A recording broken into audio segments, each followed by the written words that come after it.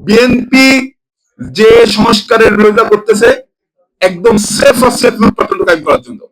প্রিয় বন্ধুগণ, এই যে বাতিল করা হচ্ছে এগুলো কিন্তু কোনো সাংবিধানিক কারণে না, এটা কোনো রাজনৈতিক কারণেও না, এটা স্রেফ একদম স্রেফ লুটপাটতন্ত্র কায়েমের জন্য।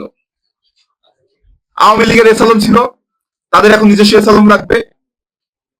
আওয়ামী লীগের বসুন্ধরা গ্রুপ ছিল, তাদের এখন নিজস্ব বসুন্ধরা গ্রুপ রাখবে। আওয়ামী লীগ আমাদের আওয়ামী লীগ ব্যাংক লুটপাট করে হচ্ছে কানাডায় সিঙ্গাপুরে পাঠাইছে, তারা এখন লন্ডনে পাঠাবে। শুধুমাত্র এই জন্য গত আওয়ামী সরকারের আমলে এসালম ব্যাংক লুটপাট করেছে, তার দায় দেওয়া লাগছে আমাদের সরকারের টাকা হিসেবে, তাদেরকে বেল আউট করা লাগছে।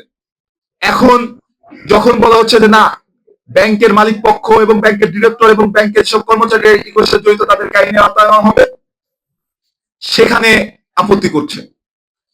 আমাদের যে রাজস্ব ব্যবস্থাপনা, আমাদের এনবিআর কে আগে যেভাবে এনবিআর এর ছিল সবচেয়ে বড় দুর্নীতির জায়গা, ইভেন আপনি একটা জিনিস স্বীকার করেন, এনবিআর কে অটোমেশন পদ্ধতিতে চালু করানো, যেটা যে স্বয়ংক্রিয়ভাবে এনবিআর কাজ করবে, এনবিআর কে ডিজিটালাইজেশন করার যে ব্যাপারটা, সেটা একটা পর্যন্ত আপত্তি ছিল। এবং সেই আপত্তির জায়গায় এখন আবার সেই এনবিআর কে যেন পূর্ণ জায়গায় ফিরে নেওয়া যায়, সেই লক্ষ্যে কাজ করা হচ্ছে।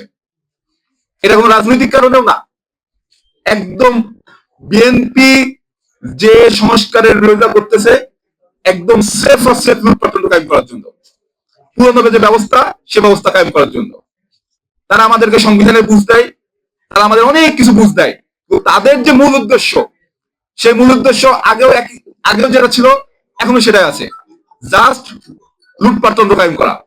আওয়ামী লীগ যেরকম লুটপাটতন্ত্র করেছে একই রকম ভাবে লুটপাট করা, শুধুমাত্র এর জায়গায় বি আসা, এর বাইরে তাদের কোনো চিন্তা ভাবনা নাই। এবং এই জন্য যে সংস্কারগুলো অন্তর্বর্তীকালীন সরকারের সময় হয়েছে, যে সংস্কারগুলোর জনগণের দাবি ছিল, যে সংস্কারগুলোর কারণে ব্যাংক ব্যবস্থা কিছুটা হলে পরেও রিলিফ পাইছে, সেগুলোকে তারা বাতিল করতে চায়।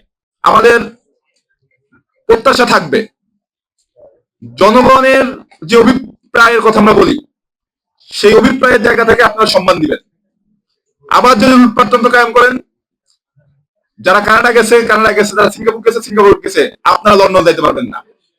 সকলকে এই লক্ষ্যে সোচ্চার হওয়ার আহ্বান জানিয়ে আমি আমার সংক্ষিপ্ত বক্তব্য এখানে শেষ করছি।